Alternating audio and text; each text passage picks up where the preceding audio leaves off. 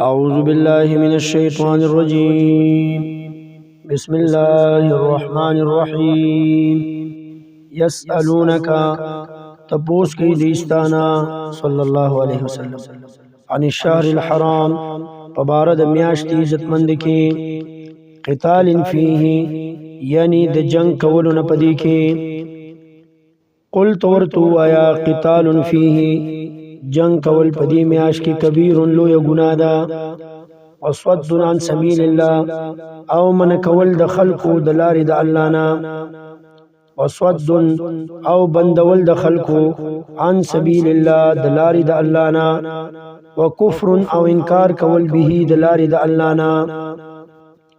وکفر او کفر کول به د لارې د الله نه والمسجد الحرام او خلق من کول د مسجد حرام نا و اخراج اهله او وستل د حقدارانو د مسجد حرام منه د مسجد حرام نا اکبر دا ډیر لوی ګناه ده عند الله پنځ د الله وصد او بندول د خلق عن سبیل الله د لارې د الله نا وكفر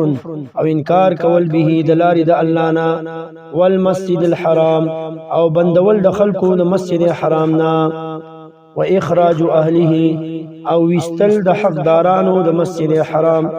منه د مسجد حرام نه اکبر ډیر لوی ګناه ده عند الله د الله پنځ والفتنه او شرک والاکبر دا ډیر غټه ګناه ده من القتل د قتل کولنا ولا يزالون او همیشه به دا کافر یقاتلونکم چې جنگ بکې تاسو سره حتا تر دې يردوکم چې والی تاسو عن دینکم د دین تاسو نه ان استطاعوا کچرته وسبرشي ومن يرتدد او سوک چې واوړي منکم تاسو نه عن دینه د خپل دین نه فیموت نو مړ شو او هو کافر او په دې حال کې چې دې کافرو فاولائک نو دق کسان حبطت اعمالهم برباد دي عملونه د دې په دنیا والآخرت په دنیا او په آخرت کې یعنی کم کس چې مرتد شو او بیا په دغه حالت د کفر او د ارتداد کې مړ شو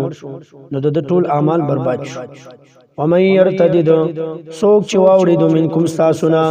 سوک چې مرتد شو تاسو نه عن دینه د خپل دین نه فیموت نو مړ شو او هو کافر په دې حال کې چې د کافرو یعنی په حالت د کفر باندې مړ شو فاولائک نو دقه کسان حبطت اعمالهم برباد دي عملونه د دې په دنیا والآخرة په دنیا او په آخرت کې واولائک او دقه کسان اصحاب النار اور ولادي هم فيها ديبا پدی اور کې خالدون همیشه ان الذين امنوا یقینا هغه کسان چې ایمان راوړي والذین او هغه کسان هاجروا چې هجرت کړي وجاهدوا فی سبیل الله او جهاد کړي د پلار د الله کې اولئک ندق کسان یرجون تمساتی رحمت الله د رحمت د الله یعنی دق خلق را پکار دا چې دی د رحمت د الله تموساتی والله او الله پاک غفور بخون کې دی رحیم رحم کون کې دی یسالونک تپوس کې دا خلق ستانا عن الخمر پبارا د شرابو کې والمیسر او پبارا د جواری کې قل تورتو وایا صلی الله علیه وسلم فیهما چې بدی دوانو کارونو کې اسم کبیر گناہ دا ډیر لویا ومنافع او ظاهری فائدې مشته للناس د خلقو لپاره هو اسمهما گناہ د دې دوانو اکبر ډیر لویا دا من نفعهما د فائدې د دې دوانو نه زکه چې پاغي سره الله ناراض کیږي ويسألونك او تپوس کې داخلك ستانا ماذا ينفقون چې سو خرج کی دوی قل تورتو آیا العفو خرج کوي زیاتی د خپل حاجتنا یعنی هغه مال چې هغه تاسو د حاجتنا زائد دی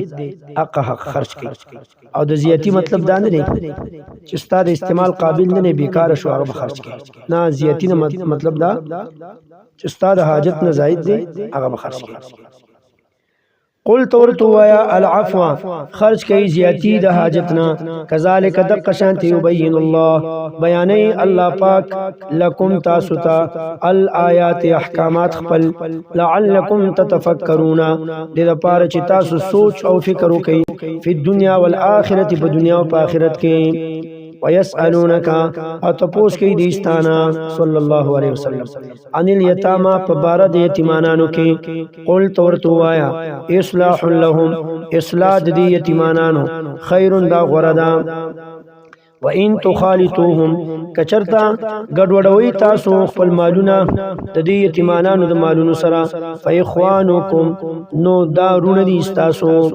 وَإِن تُخَالِطُوهُمْ کچرتا ګډون کوي تاسو د دې یتیمانانو سره فإخوانکم نو دا رونه دي تاسو والله او الله پاک یعلم المفسد پی جنی فساد کوونکې من المصلحین د اصلاح کوونکې ولو شاء الله او کچرتا غوخته الله پاک لعنتکم خامخا په تکلیف کې به اچولې تاسو ان الله یقینا الله پاک عزیز ذو ورده حکیم حکمت والا دی ولا تنكحوا او نکاح مکوي تاسو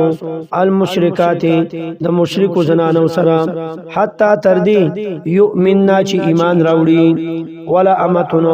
او خامخا وینځه مؤمنه مؤمنه خیر دا غردا مم مشرکتن د مشرکی زناننا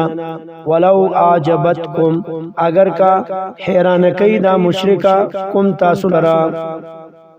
ولو اعجبتکم اگر که حیران کئی تاسو لره دا مشرکا خیستنا مال وسره ډیر نه او تا ډیر حیران کی بیا داغه په مقابله کې مؤمنه وینځه هغه غوړه ولا تنكحوا المشركين او په نکاح سره مور کوي خپل خويندې لونه المشرکین مشرکان ناری نوتا ولا تنكحوا او په نکاح سره مور کوي خپل خويندې لونه المشرکین مشرکان تا حتا یؤمنو تر دې چې ایمان راوړي ولا عبد مؤمن او خامخا غلام مؤمن خیر دا غره دی مم مشرکین د مشرکنا ولو اعجبکم اگر کا حیران کی تاسو لرا دا مشرکو